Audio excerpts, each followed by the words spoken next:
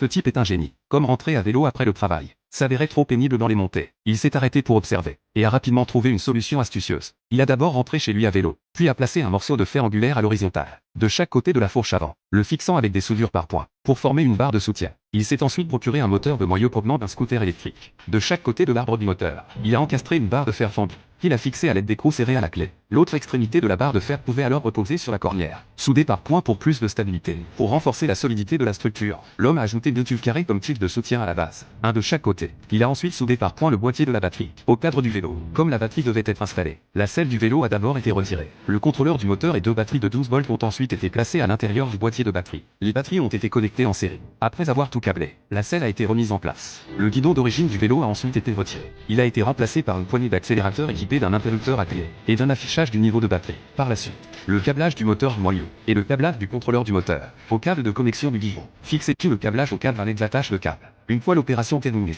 l'homme a procédé avec impatience à un test électrique. Le moteur du moyeu a tourné à une vitesse étonnante, laissant des traces noires de friction sur le pneu. De toute évidence, ce moteur de moyeu fonctionne à une vitesse remarquable.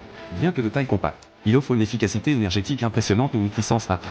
Grâce à cette assistance électrique, monter une côte après le travail devient remarquablement pratique et sans effort. Une ingéniosité vraiment admirable de la part de ce monsieur. Maintenant, la question se pose. Maîtrisez-vous cette technique? Sur une échelle de 10, combien de points vous attribueriez-vous?